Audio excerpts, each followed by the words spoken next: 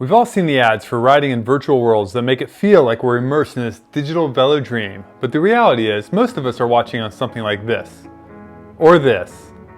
But we wondered, what would it actually take to recreate that immersive environment where the visuals surround us and we really feel like we're riding in a virtual world? In other words, how to go from this to this. There are a lot of virtual training platforms available to choose from, but none with the variety and depth of options as NoMath. So we partnered with them for this project because, well, if you want to pretend like you're training on the Alpe d'Huez, it may as well look like you're really riding on the actual Alpe d'Huez. This is just one of more than 200,000 kilometers of real-world tracks from over 90 countries available on their platform. Want the Stelvio? It's there. Central Park in New York City? It's there too.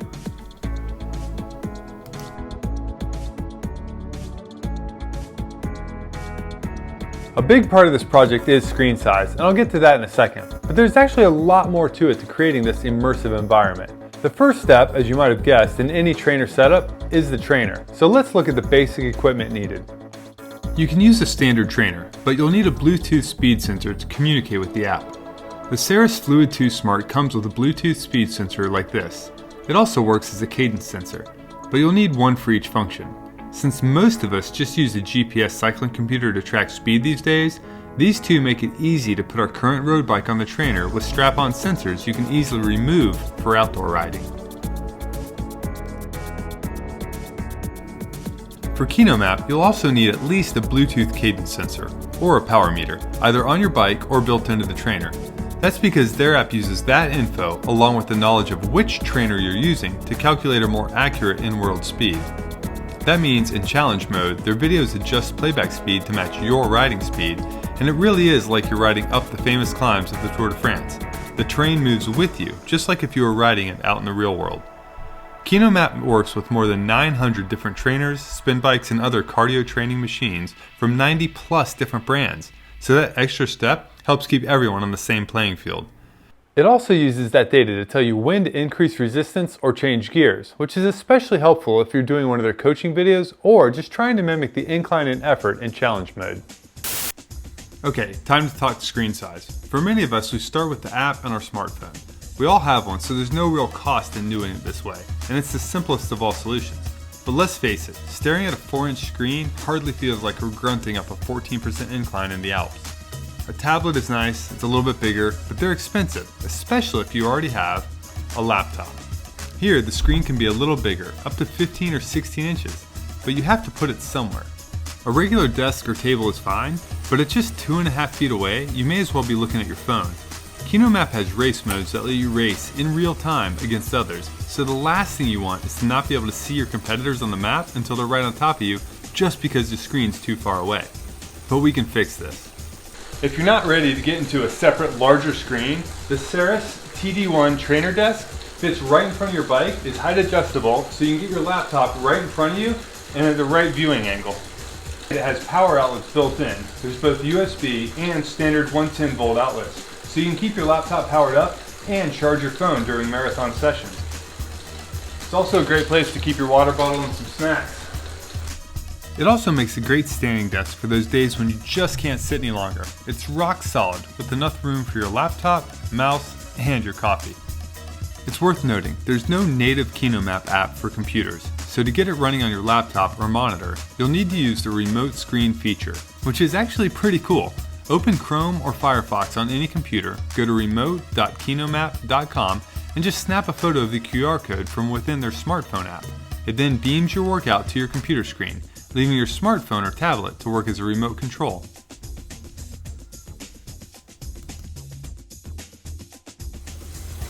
So the next step is to go big, and I mean really big. 40-inch flat screens are dirt cheap these days. Even a 50-inch 4K model can be had for like $200 if you find it on sale.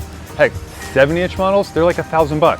All those are great if you just want to see your on-screen data and the picture a little bit better, but none of those are big enough to create a full, immersive, real-world environment. Nope, to do that, you need to get the biggest damn screen you can buy. For my local Costco, that means this 86-inch beast behind me. If I put this right in front of the bike, my hope is it'll create a full peripheral vision, about the same as if I were putting like a 40-inch on that stand-up desk right in front of the bike. So we'll just test test that theory, pack this thing up, and take it back to the lab. You might be wondering, why do we need such a big TV? Well, to come closer to mimicking what we would see in the real world and really feel like you're in your virtual environment, you need a screen big enough to fill your peripheral vision, which is nowhere near the same as the recommendations for distance to screen size you'll find in home theater forums. For those, they recommend that the distance from the viewer to the screen is about, this distance is 1.5 to 2 times the diagonal measurement of your screen. Well, if we want to feel like we're really climbing the Mont Ventoux, that's not going to cut it. Let me explain why. So a normal human's field of vision is about 180 degrees. So if you're looking this way, you can see in your peripheral vision about like that. Now, it's a little bit smaller up and down, so if this is you looking to the side, you got about 50 degrees up and 50 degrees down, giving you about 100 degrees of peripheral vision that way. So the difference is our field of view. And our field of view is much narrower. That's what we define as the sharp detail area that we can see for performing more critical tasks like reading or facial recognition. That one, it's just 6 to 7 degrees.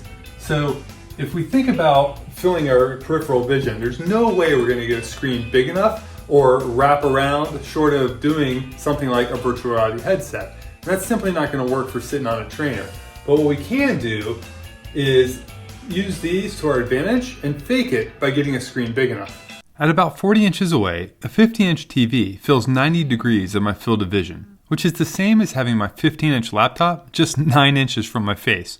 Obviously that's not going to work, which is why we need a much, much bigger TV.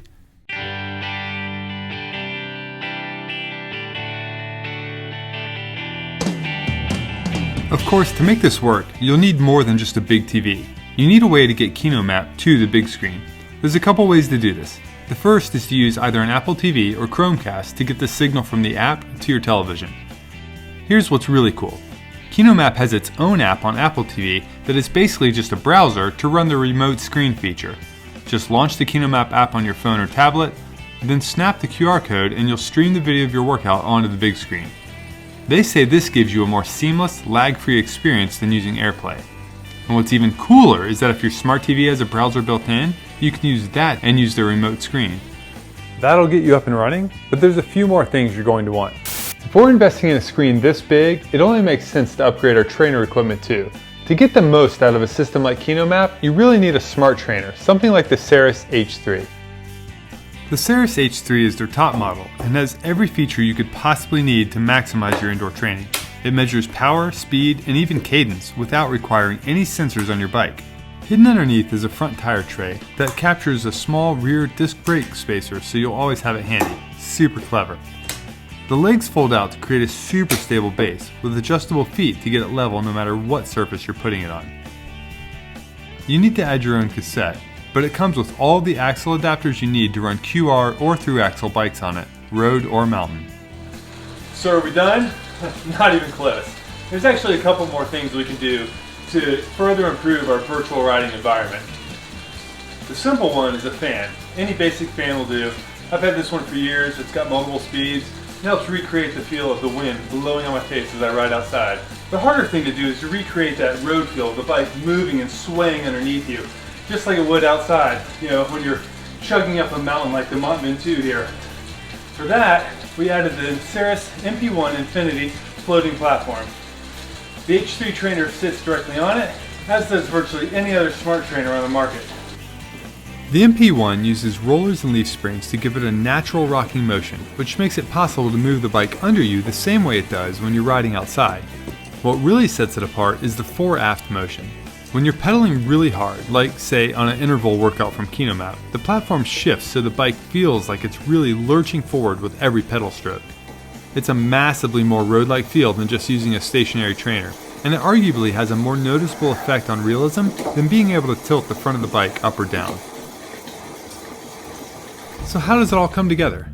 Pretty darn good, actually. The combination of a huge screen filling my peripheral vision, a trainer with killer road feel and plenty of resistance, a floating platform that recreates the feeling of being untethered, and a training program that delivers some of the most epic roads, climbs, and trails directly into your home.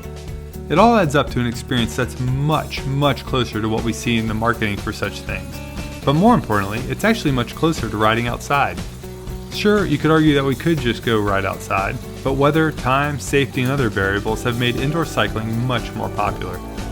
And with apps like NoMath offering training programs from professional coaches, indoor training lets us do much more structured workouts so they're faster on the bike no matter where we ride. It doesn't hurt that having access to thousands of different routes and the ability to race others anytime, literally anywhere, makes it far more entertaining too. So at this point, you might think we're done, right? I mean, this is a pretty good starting point. I think we can go bigger. An 86-inch screen is great, but if you want room-filling ambiance, you need a projector. After all, if you were really riding the Col de Colombier, you'd be in awe of the scenery. With the ability to project an image larger than the wall in front of you, you can literally fill your room with the visual. And the great news is, a decent projector is quite a bit less expensive than an 80+ inch flat screen. You can get an SVGA projector that's usually used for office presentations for under $300. Or step up to a 1080p home cinema projector for about $700, which is a lot brighter, and that's the key spec you need to look for. A brighter projector will be able to cast a larger image without getting dull, and it'll be more visible in a room that gets ambient light. There's a few pros and cons to this setup. First of all, you can't have a lot in front of the bike because it really distracts from the visual. More importantly, the projectors can be harder to mount, especially if you need it further back to get a really big screen, because that necessitates mounting it super high, usually with a ceiling mount, which just adds complexity. But here we had to mount it really high, and you can still see a bit of my shadow coming into play, and we had to move it closer. So we're down a little bit from the big 190-inch span, but it works because my shadow's not in the way. There's a few other things that this setup requires. First, you need a big wall. Here I've got a paper photo backdrop that is about 8 feet wide. You can see we're pushing off the sides of that. So you need like a really wide open wall or a big screen that can come down to be able to get a clean projection. The other things you need are usually a longer HDMI cable, which those can add up pretty quick too, and then an extension cable to be able to get the projector up high and far enough back to get a big image. One more thing to consider with the projectors. You probably won't hear it over your trainer, but they can be loud. The fans that are running to keep them cool can be up to 37 decibels. Fortunately, you're not likely to try and use them for audio because they usually have pretty crappy speakers, so you can very easily drown out that fan and your trainer with a nice sound system, or even some earbuds. The last thing to consider is that you need a dark room. We have a little bit of ambient light coming in from the windows, but we got a really bright projector. Ours is 3100 lumens, which is what I would consider the minimum amount needed to be able to see it in a room that gets some daylight. And even if you want to see it with the lights on, it's got to be at least 3100 lumens. So, what do all of these scenarios cost? Let's start with the basics. Assuming you already have a bike, a basic trainer, and a smartphone, you'll need to add a NoMath subscription. Those start at free, but you'll only have access to a few of their routes. For full access, it's $10 a month, $80 a year, or $199 for a lifetime access. Same for a tablet, assuming you already have one. If you don't, it's probably cheaper to get an Apple TV and a small flat screen. Assuming you get the Apple TV 4K and a 40-inch TV, that'll add $180 and $200 respectively. Add another $20 for an HDMI cable. So far we're at $400. Upgrade to a smart trainer like the Saris H3 and you'll add almost $1,000. Their TD1 stand-up desk runs $329, and the MP1 Nfinity floating platform is $1199. Go for the mega 86-inch flat screen and you can find them for as little as $2,000 if you wait for a sale. A wall mount is around $100 if you're going to do a super clean install. At a minimum, all in for the big screen TV setup is a little over $4,500. Now, if you want to go with a projector, it's actually way less expensive even if you go all in with a dedicated screen.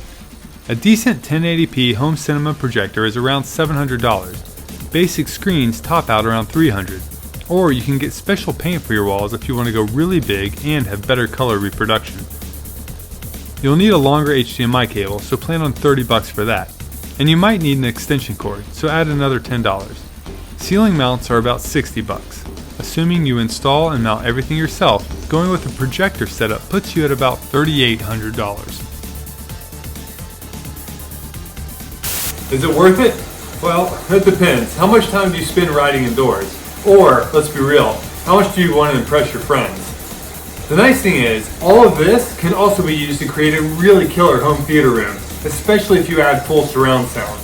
But then, we're getting to a whole another level of upgrades for your torture chamber.